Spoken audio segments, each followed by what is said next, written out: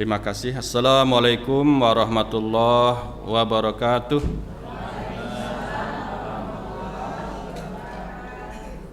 Alhamdulillah rabbil alamin. Assalatu wassalamu ala asrafil anbiya'i wal mursalin wa ala alihi wa ashabihi ajmain. Alhamdulillah kita diberikan oleh Allah Subhanahu wa taala suatu yang nikmat yang luar biasa. Insyaallah kita dalam kondisi beriman. Ya, dibuktikan kita bisa memenuhi panggilan Allah Subhanahu wa taala dalam melaksanakan ibadah puasa. Puasa semua ya insyaallah ini ya. Kecuali yang berhalangan. Bersyukur juga kepada kita semua panitia, ibu-ibu ya, terutama ibu-ibu ini saya ingin menyampaikan apresiasi ini. Sebelum kita masuk pada materi, ini adalah salah satu contoh bukti bahwa gedung yang kita pakai ini juga ada yang menggerakkan juga ibu-ibu. Terima kasih, alhamdulillah. Selamat untuk ibu-ibu semuanya.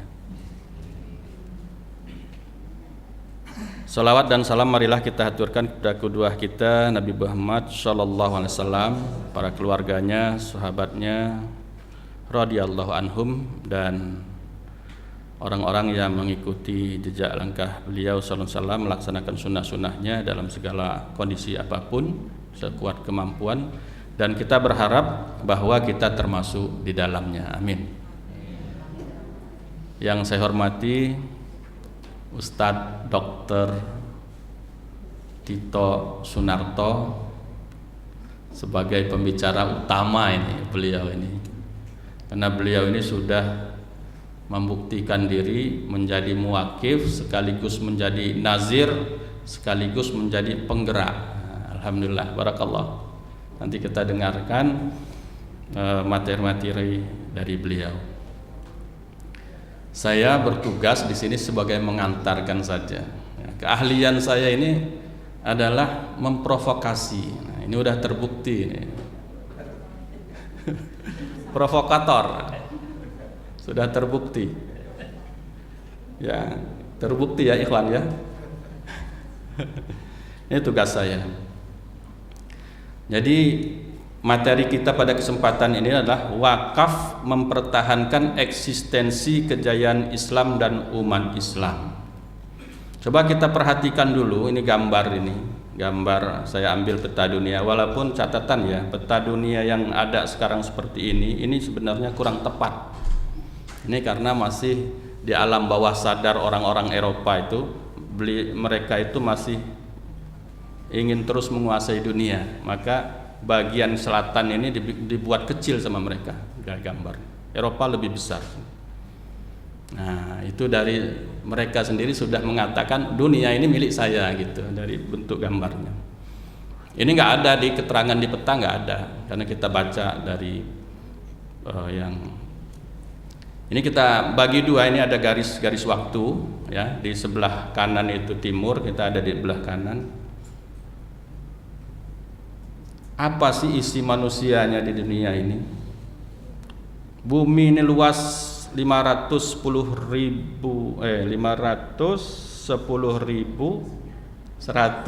kilometer mana? 510 juta 100.000 kilometer persegi. Isinya apa manusia ini di situ? Ini menurut PBB nih, baru datanya 15 November 2022, jumlah manusia yang ada itu 8 miliar. Nah, kita lihat kan al-Islam ya'lu wa la yu'la alaihi. Saya ingat-ingat di hadis di Al-Qur'an itu minimal itu orang Islam itu lebih separuh gitu, mestinya begitu, bisa mengalahkan kekuatan 1:2. Saya perhatikan umat Islam ini jumlahnya minoritas dibanding yang lain ya. Jumlah dari 8 juta itu 1,9 miliar itu umat Islam. Makanya saya taruh di atas, walaupun lebih rendah daripada yang di bawah itu, saya taruh di atas. Kemudian umat Kristen dengan segala macam alirannya ya, ada Ortodok, ada Katolik, ada Advent, ada hari ke-7, macam-macam itu.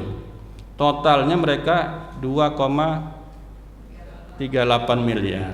Ibu-ibu lebih terang lihatnya. Ini data baru juga, 23 November 2022. Ini yang mengeluarkan data Tempo, kalau yang di atas tadi PBB. Jadi insya Allah bisa dipertanggungjawabkan data saya ini. Nah, inilah kondisi bumi kita ini sekarang. Nah, dari ini maka jangan heran kalau kerusakan itu ya lebih banyak yang melakukannya daripada yang memperbaiki. Dari segi jumlah manusia yang membuat kerusakan lebih banyak. Karena kata Allah itu, orang-orang yang nggak ngerti dengan Islam itu dia memperturutkan hawa nafsu. Di surat Yusuf, hawa nafsu itu cenderung membuat kerusakan. Nah, sayang sekali saya ayatnya nggak hafal ini. Inilah maka dunia ini menjadi rusak. Orang-orang yang memperbaiki sedikit. Lanjut poin kedua. Nah, ini saya ingin membaca sesungguhnya. Ayat ini adalah ayat potret dari Allah Subhanahu wa taala tentang orang beriman. Bagusnya kita baca ini ya. An-Nur, surat An-Nur ayat 37. Bagusnya kita bacalah biar pahalanya nambah banyak. A'udzu billahi minasy syaithanir rajim. Bismillahirrahmanirrahim. Rijalul la tulhihim tijaratun wa la bay'un an dzikrillahi wa iqamis salati wa ita'iz zakati yakhafuna yawman tataqallabu fihi يخافون يوما تتقلب فيه القلوب والأبصار ليجزيهم الله أحسن ما عملوا ويزيدهم من فضله والله يرزق من يشاء بغير حساب. Nah, inilah ciri orang beriman. Allah kasih cap. Orang beriman itu orang yang tidak dilalaikan oleh tijarah. Saya belum tahu tafsirnya tijarah. Kenapa dibedakan dengan baik? Saya memaknainya sekarang ini, nanti kita buka lagi lah tafsirnya. Tijarah kalau menurut pemikiran saya sekarang adalah bisnis yang tersistem. Nah, itu pengertian saya ya, nanti kita konfirmasi dengan ahli tafsir lah. Sedangkan baik itu jual beli aja, yang penting dapat untung. Nah, itu baik, itu pemahaman saya sekarang. Karena saya baru memahaminya, ya kira-kira begitulah gitu. Dari mengingat Allah, artinya aktivitas mereka ini adalah menghidupkan ekonomi dengan sistem ataupun dengan cash and carry gitu. Itu orang beriman. Jadi orang beriman kalau belum jual beli masih melupakan satu karakter orang beriman itu, membangun ekonomi dan mengingat Allah. Dari mengingat Allah ya, mengingat Allahnya terus menerus, kerjaan baik sama tijarahnya juga terus menerus, dan mereka juga melaksanakan sholat. Nah, kalau orang kaya pasti disebut zakat dan melaksanakan zakat, menunaikan zakat. Mereka takut pada hari ketika hati dan penglihatan menjadi guncang, yaitu hari kiamat. Nah, itulah. Jadi ada pointer-pointer di ayat 37 ini. Orang beriman itu kerjaannya tiap detik mengingat Allah. Kegiatan utamanya adalah tijarah dan baik.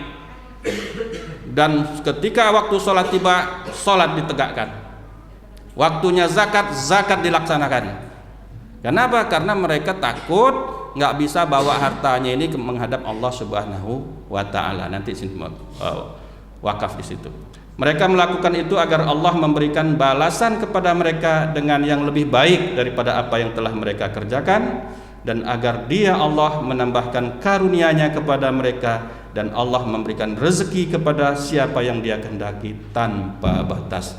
Nah itulah, karena memang punya harapan kepada Allah, punya harapan lebih mendapatkan perhatian dari Allah Subhanahu wa Ta'ala. Berapa menit biasanya? Bagus, ini berapa ya? Maksimal 20 menit ya. Ini cukup insya Allah kalau memprovokasi 20 menit. Lanjut. Nah inilah contoh-contoh orang beriman yang telah Allah proklamirkan melalui nabinya. Orang-orang kaya dijamin masuk surga. Luar biasa. Ini sahabat-sahabat mulia ini. Ini saya catat. Pertama, Abdurrahman bin Auf radhiyallahu anhu meninggal umur 72 tahun. Nanti saya akan penjelasan, dan ibu-ibu tolong harap jangan tersinggung ya. Hartanya ketika beliau meninggal itu 6.212 miliar 666 juta. Bu. Ini beliau radhiyallahu anhum, Abdurrahman bin Auf ini meninggal, warisannya dibagi kepada 4 istrinya. Bu, 6 triliun ini. Jadi nanti bilang sama suami-suaminya, Bi, kata Ustadz Ansori, Abi boleh nikah sampai 4, dengan catatan kami nanti diwarisi 6 triliun, karena itu sunnah. Nah, tapi kalau asal-asalan nggak boleh. Paling tidak ini ngikutin Sa'ad bin Abi Waqqas 5 miliar. Boleh. Nah, gitu. Ibu jangan tersinggung ya, karena ini fakta. Sahabat Nabi ini jihad ikut, infak ikut, luar biasa. Tunjangan-tunjangan untuk veteran perang Badar diberikan setiap bulan. Nah, luar biasa nih.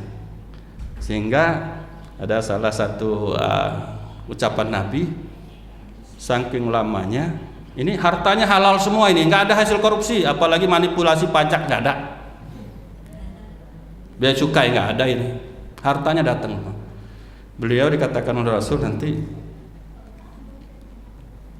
lambat masuk surganya, lambat karena hitungannya banyak, 6 triliun, belum yang lain-lain. Kemudian kedua, Zubair bin Awam radhiyallahu anhu wafatnya umur 62 tahun. Ini masih muda ini. Baru pensiun lah kalau kita sekarang ya. Kalau guru kan 60 tahun, baru pensiun 2 tahun meninggal. Tapi hartanya, warisan ini, harta tertinggal ketika dia meninggal. Bukan harta keseluruhan, bukan. Ini warisan. 3.543 miliar 724 juta 800 ribu rupiah. Ini dikurus, udah kita hitung, dikuruskan dengan rupiah.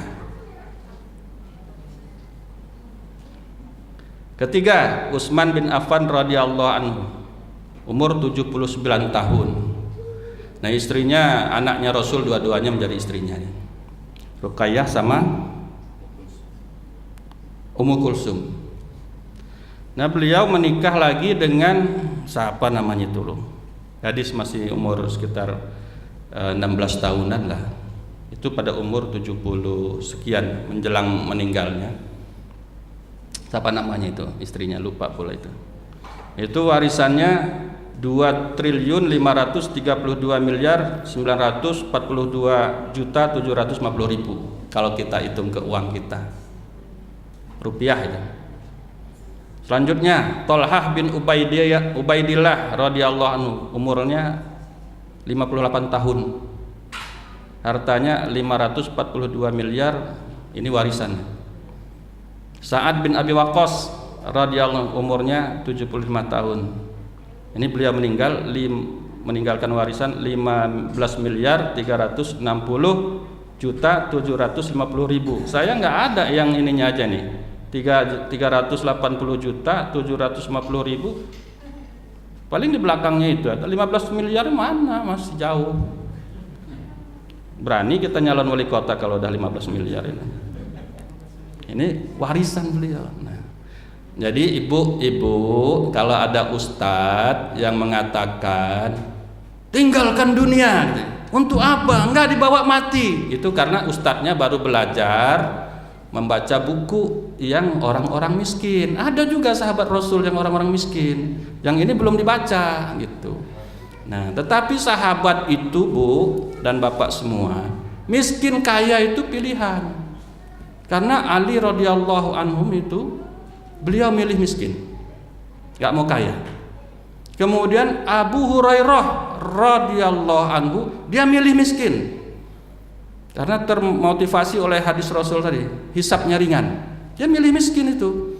Makanya beliau ini menjadi kepala rombongan orang-orang miskin. Tapi kerjaannya menuntut ilmu, mendampingin Rasul. Mana Rasul ada, beliau ada di situ. Sehingga beliau terkenal di dalam meriwayatkan hadis.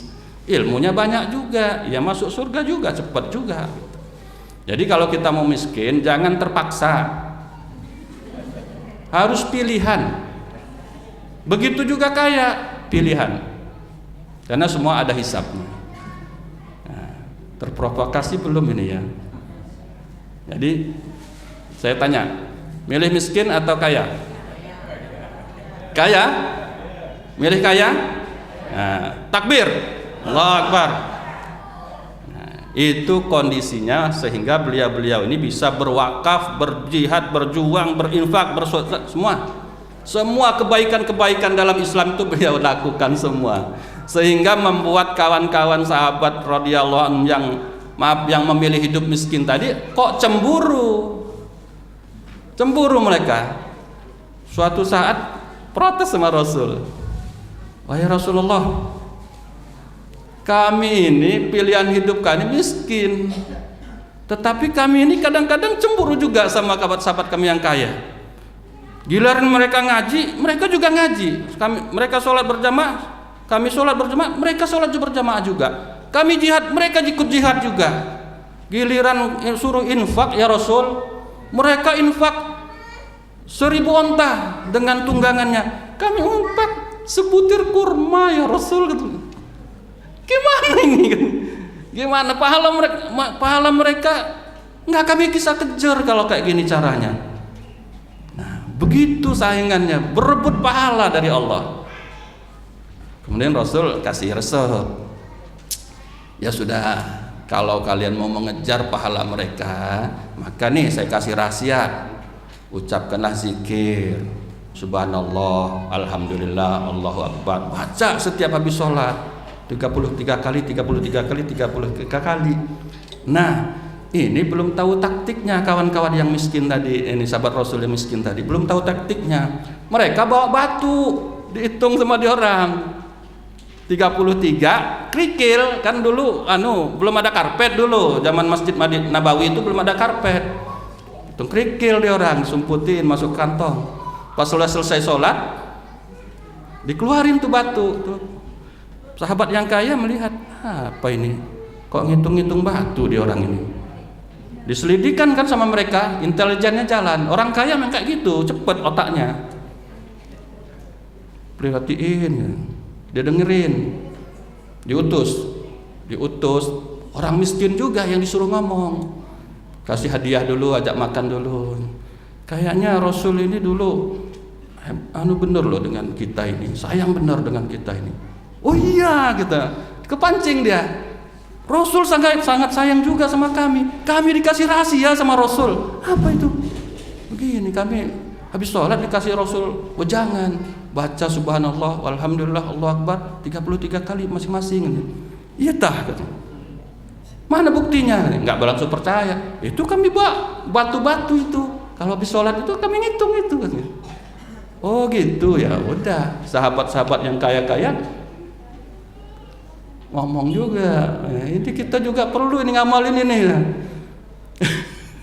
Jadi setelah mereka sama-sama ngamalkan itu, protes lagi nih sahabat yang miskin.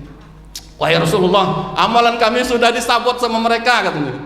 Orang-orang sahabat kita yang kaya itu. Gimana kami mau ngejarnya? Rasul tersenyum. Ya, itulah Allah melebihkan di antara kita siapa yang dikehendaki. Ya sudah selesai. Karena pilihan tadi.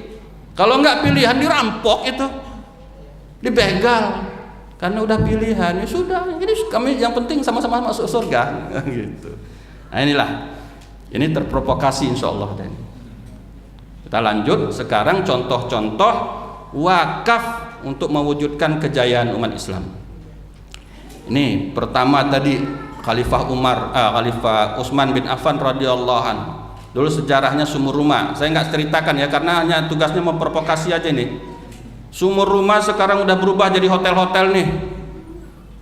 Hotel-hotel di Madinah nih. Woi, kalau minum di hotel itu berapa dolar sekarang itu? Nah inilah untuk membiayai rekening Utsman sampai sekarang. Masih insya Allah sampai hari kiamat nanti. Luar biasa. Mau seperti itu?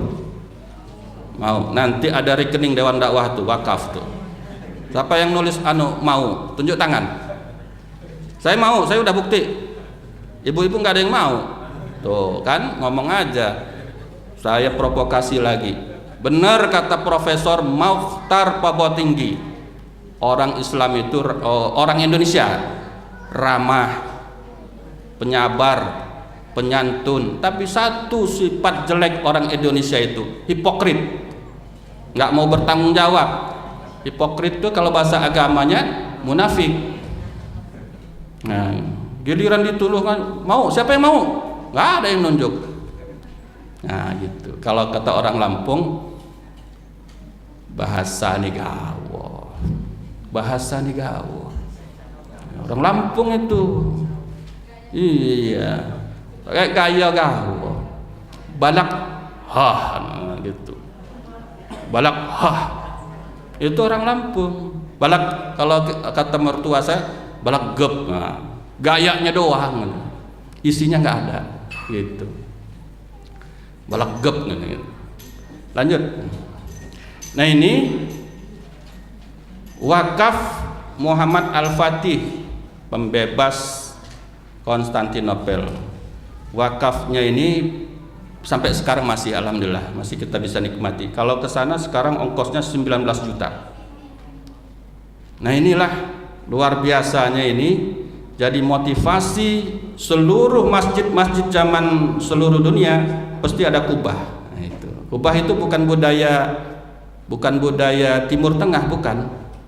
Nggak ada kubah di Timur Tengah, budaya dari Eropa. Nah, kita pakai juga di Indonesia jadi kubah gitu. Sebenarnya untuk Indonesia nggak tepat karena apa? Karena Indonesia itu tropis. Habis panas hujan mekar dia, ngerut lagi, maka kubah-kubah banyak yang bocor. Bubungan itu. Yang tepat itu ya seperti Masjid Jogja, Limas. Karena air hujan langsung kebuang. Kena matahari dia kan genteng. Memang mekar, nggak ngaruh. Nah itulah cocok. Makanya sunan-sunan kita, para wali-wali kita nggak ngambil dari konsep Timur Tengah, konsep sesuai. Artinya begitu ya. Nah, ini dulu pernah 70 tahun apa 75 tahun pernah jadi museum ini. Pernah diinjak-injak sama orang kafir. Barusan 2018 dibebasin lagi itu masjid lagi. Lanjut. Ah ini Universitas Al-Azhar Kairo ini wakaf. Ini luar biasa ini. 150.000 mahasiswa, puluhan ribuan dosen dibiayai gratis. Makanya Islam di Indonesia masih eksis. Rata-rata kan sekolahnya di sini. Nah. Ini luar biasa mempertahankan Islam ini. Hidup Islam sampai seantero dunia walaupun baru 1,9 M tadi ya. Terus nah ini wakaf hotel dari warga Aceh Habib Buga di Mekah. Nah, ini kalau jamaah haji dari Aceh minumnya di hotel ini ataupun ini dikasih duit. Nah tahun kemarin 6 juta. Mau kayak gitu? Mau. Gubernurnya harus paham wakaf biar Lampung nanti dikasih juga. Kita dirikan hotel di sana tuh. Gitu. Dulu Pak Sahrudin hampir, tapi baru memberikan makan 5 hari kepada jamaah haji dari Lampung. Selamat untuk Pak Sahrudin. Ya, walaupun kota barunya belum jadi. Ya. Mau seperti ini? Ini udah 200-an tahun ini. Itulah, walaupun dulu itu sampai sekarang ini wakaf, masih hidup.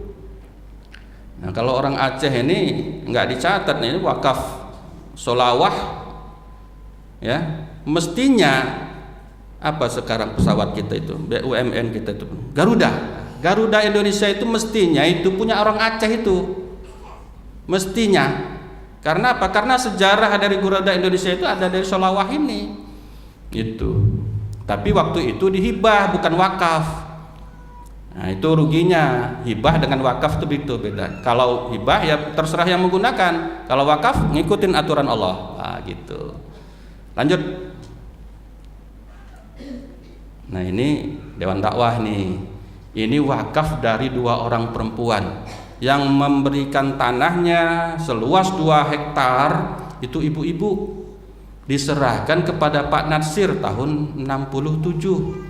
Pak Natsir, ini saya punya harta saya ini mau saya bawa mati. Saya ini tahu Pak Natsir pejuang Islam, dulu Perdana Menteri, sekarang Ketua Dewan Dakwah. Saya dukung perjuangan Pak Natsir untuk Islam. Saya serahkan tanah ini di Tambun 2 hektar lebih. Lama nggak digarap-garap sama Dewan Dakwah, karena nggak ada duit. Tahun 97 Krismon kan Indonesia, ada seorang perempuan dari Kuwait datang ke Dewan Dakwah. Saya pengen wakaf sekian dolar, dan saya lupa angkanya itu, untuk dibuatkan tempat pendidikan Islam. Nah, karena udah ada lahannya, 30 tahun, ya sudah ditetapkan bangun di situ Tambun. Nah, sekarang udah lengkap itu. Ya, kita kirim dai setiap tahun, itu kemarin 143 dai setiap Ramadan. Nah, itulah pendidikan gratis di sini. Masuk gratis, makan gratis juga kan. 2 tahun wajib tinggal di asrama ini. Setelah 2 tahun boleh tinggal di masjid, boleh. Itu Dewan Dakwah. Dari perempuan juga. Jadi ibu-ibu udah biasa menjadi bagian dari Dewan Dakwah itu. Lanjut. Tebu Ireng, pondok pesantren penjaga agama Islam yang diurus oleh kawan-kawan kita dari NU. Jangan ragu-ragu Bu, kalau dari Tebu Ireng ini akidahnya bagus, insya Allah belum tercemar sipilis. Lanjut. Nah, ini Universitas Muhammadiyah Malang. Ini wakaf juga, kawan-kawan kita dari Dewan Dakwah, dari Muhammadiyah. Rektornya nih, mantan rektornya ini orang kita ini, orang Dewan Dakwah juga, yang sekarang Menteri Koordinator PMK, itu apa singkatannya? Pemberdayaan pemberdayaan PKM apa? Pemberdayaan perempuan dan apalah gitu ya. Lupa saya itu. Ini Pak Muhajir Effendi, mantan rektornya. Tapi tetap anak buah Pak Jokowi, presiden juga. Kalau saya terus terang, ya saya menerima takdir Allah terhadap Pak Jokowi sebagai Presiden Republik Indonesia. Saya renung-renungkan, ternyata seluruh takdir Allah itu baik untuk kita, walaupun kita ngerasa nggak cocok, tapi baik itu untuk kita.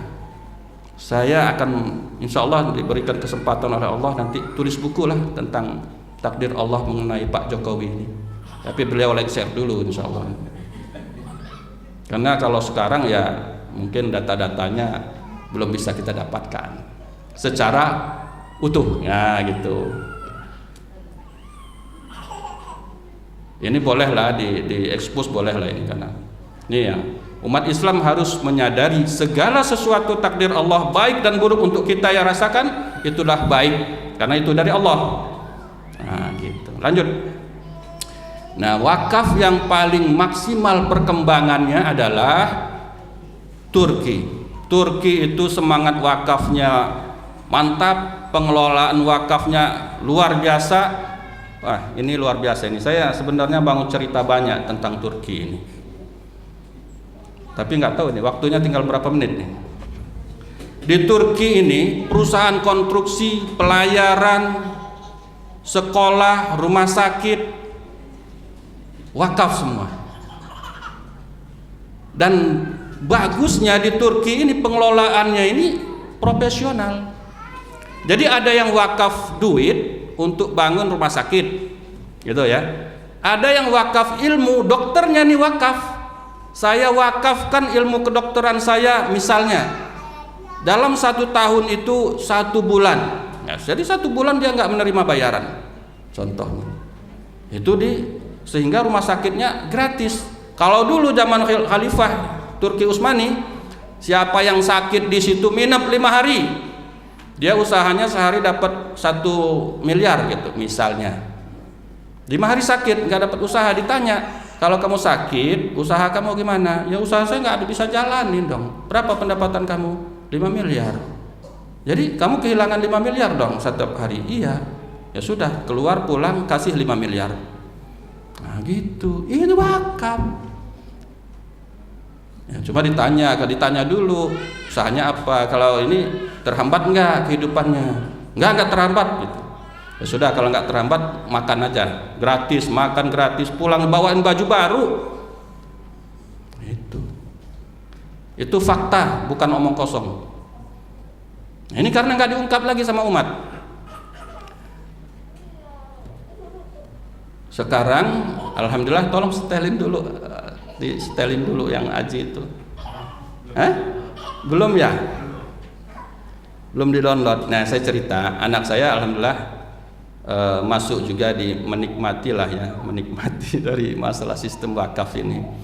Beliau masuk di Madrasah Said Nursi. Sekolahnya di Ekskulen apalah gitu ya, lupa saya bahasa Turki itu. Jadi di sekolahannya ini wakaf gedungnya dibangunkan orang, karena orang wakaf uang. Tanahnya dari wakaf, wah besar tuh. Pengelolanya, manajernya, ilmu manajemennya wakaf dia. Ustadz-ustadznya wakaf. Ya, tapi mereka di sana, ustadznya kan wakaf ilmu, nggak punya duit. Nah, akhirnya ustadznya digaji. Saya tanya, anak saya bilang, Pi, di sini ini mereka begitu model wakafnya. Kalau mereka punya ilmu, mereka wakaf ilmu. Tapi mereka kan nggak ada duit. Mereka juga mau makan, anak juga mau sekolah. Jadi gaji, Bi, gajinya gede nih. Berapa, Ji? Ya karena kalau manajer lah di Indonesia itu sekitar 30 juta lebih. Nah, ustadz di sana tuh 30 juta lebih, Bu, gajinya. Kalau ustadz di sini asal? Oh, gelinding 1, ya lumayan lah, masih ada. Nah, gitu. Itu fakta. Dan satu lagi menarik, Turki zaman tahun 800-an itu sudah menyiapkan. Ini dari cerita anak saya juga, karena beliau waktu bulan puasa tahun lalu diajak oleh madrasahnya masuk arsip Turki. Dia kan bahasa Turki ya. Ada tulisan 10 pemuda yang kami didik untuk membebaskan negeri-negeri yang masih terjajah. Nah, dikuasai kafir. Ya, bahasanya begitulah. Tertuju itu matanya, dibuka sama dia. Dibuka, dibaca, ada mas itu. Ada 10 orang, 8 orang nggak disebutin namanya. 1 orang disebutin, Haji Omar Said Cokro Aminoto dari Indonesia. Ya, seorang pemuda itu. Jadi Umar Said Cokro Aminoto ini diutus oleh Raja Solo, Jogja, menuntut ilmu di Turki Utsmani untuk membebaskan negeri. Itu wakaf itu. Dan beliau mendirikan waktu itu Syarikat SDI, Syarikat Dagang Islam. Karena mereka di sana itu memang ekonominya harus kuat gitu. Kuat ya tadi tijarah baik. Kemudian Pak Haji Obar Said Cokro Aminoto ini bisnis batik. Nah, batik semua. Dia kan ngisi ustadz kan ya. Batik ya, beli batik, bangun pabrik batik. Dia membuat suatu simbol perlawanan namanya peci. Pecinya persis seperti ini. Dibuat nyadain kain hitam, bentuknya seperti ini. Kalau di Turki kan agak lonjong bulat gitu ya. Ini buatnya seperti ini. Lambang perlawanan kepada penjajah Belanda. Kalau topi yang ada petnya itu difatwakannya haram pakai topi ada pet, karena itu topi penjajah Belanda. Nah gitu. Jadi agama negara tidak bisa pisah-pisah. Beliau melakukan perlawanan, seluruhnya harus pakai ini peci. Diterima karena untung jualan topi itu. Nah sekarang jogok kalian ya, mempraktekkan kembali. Itulah terkaitan kita seluruh dunia Islam ini. Di Turki juga lanjut ada bank wakaf.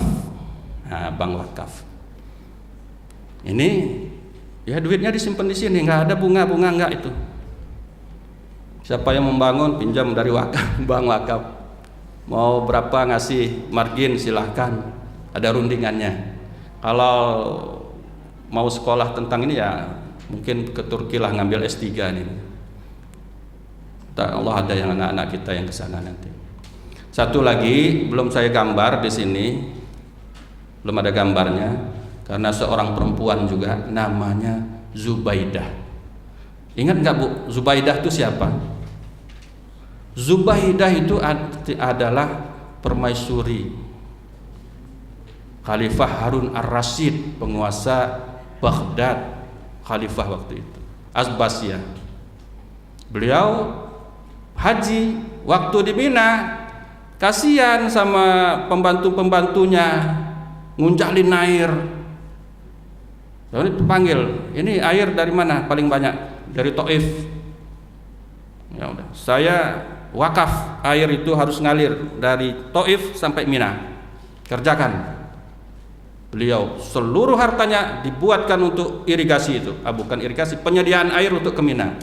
Saya pernah melihat bekasnya Bu, masih ada bekas-bekas dulu saluran itu dari Mina, dari Taif ke Mina. Beberapa masih ada, tapi maaf ya, pemerintah Saudi nggak mau nih diekspos nggak mau nih. Nanti orang-orang perempuan Saudi kaya-kaya, ya kan? Mandiri mereka, wakaf kemana-mana, ya kelempang intunya. Nah, itu. Jadi perempuan juga sekarang ini diubah sama pemerintah Saudi menjadi penyulingan air bersih yang di Jeddah itu. Jadi tambah juga dananya dari pemerintah Saudi. Tapi idenya dari Zubaidah. Gitu. Jadi penyediaan air untuk Mina. Sehingga kita di Mina itu kan tinggal putar keran gitu. Inilah wakaf itu betul-betul mempertahankan eksistensi kejayaan Islam dan umat Islam sekaligus. Kenapa Bu ini nggak dilawan, nggak dihantam sama orang-orang tidak senang dengan Islam? Karena nikmat wakaf ini sesuai dengan kemauan manusiawi kita. Yang mencontoh wakaf ini Harvard University. Nama mereka itu apalah istilahnya, dana kebajikan. Endowment. Nah, nanti Pak Dokter menjelaskan karena beliau lebih paham masalah ini. Nah, itulah Bu ya. Mudah-mudahan terprovokasi nih dengan kebaikan-kebaikan yang betul-betul bisa mempertahankan eksistensi dan kejayaan umat Islam Indonesia. Akson, tampilin dulu itu wakaf itu. Rekeningnya berapa itu? Nanti di ujung aja ya. Jadi ujung ya, silakan. Jadi kita Bu, walaupun seadanya, semampunya kita sudah mulai wakaf ini menjadi gerakan. Insya Allah kita mulai dari kita mulai dari lingkungan sekitar kita dan nanti menjadi habit dan budaya kita menjadi wakaf. Karena kita mau bawa jerih payah hidup di dunia ini sampai surga. Nah, jadi mau kita bawa semua, mobil kita bawa, rumah kita bawa, ladang ternak semua kita bawa. Nah, Jadi jangan disia-siakan. Terima kasih.